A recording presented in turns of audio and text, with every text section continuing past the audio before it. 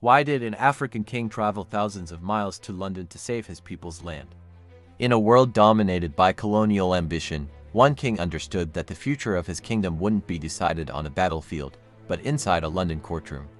He risked everything, crossing the ocean to confront the most powerful empire on earth. Was this a brilliant gamble to save his people's ancestral heritage, or a desperate move that could lead to total ruin? The year is 1920. The British Empire is at the height of its power.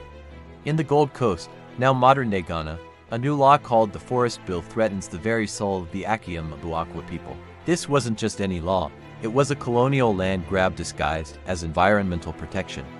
The bill proposed turning vast ancestral territories into crown property, effectively dispossessing the Akyem people of lands they had lived on for centuries. For King Nana Ofori Atta I, this was an existential threat. He knew that to lose the land was to lose their identity, their culture, and their future. He couldn't fight the empire with spears and shields. He had to fight them with their own weapon, the law. So, he made a decision that stunned everyone. He would travel to the heart of the empire itself, to London, and challenge the bill in the British courts. He traded his golden regalia and royal court for the cold, imposing courtrooms of the Privy Council. The journey was perilous, and the challenge was immense.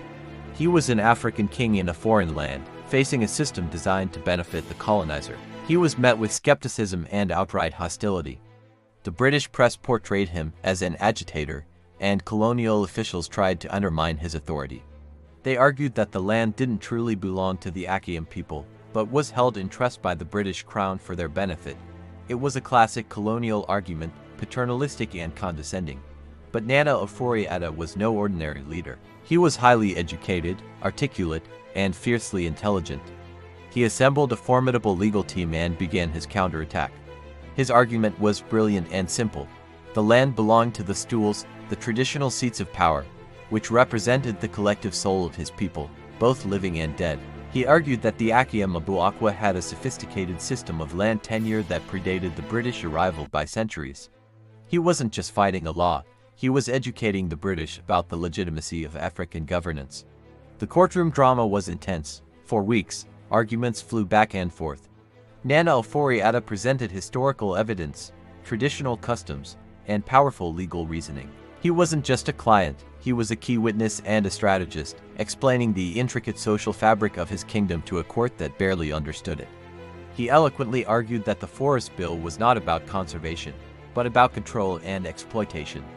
If he lost, the precedent could allow the British to seize indigenous land across all of West Africa. The stakes couldn't have been higher. Then, the verdict. In a stunning turn of events, the Privy Council sided with King Nana Ofori Atta. They recognized the Akyem Abuakwa's ancestral rights to the land. It was a monumental victory. An African king had challenged the British Empire in its own den and won. He had used the master's tools to protect his house. Nana Ofori Atta returned to the Gold Coast a hero. His victory sent shockwaves across the colonial world. It proved that resistance was possible, not just through armed conflict, but through intellect, strategy, and courage. His legacy is not just in the lands he saved, but in the powerful message he sent, that justice can be fought for and won, even against the greatest of odds. He was a king who fought not with a sword, but with the power of his convictions, securing a future for generations to come. Thank you for watching. If you found this story of courage and justice inspiring, please like this video and subscribe for more hidden histories.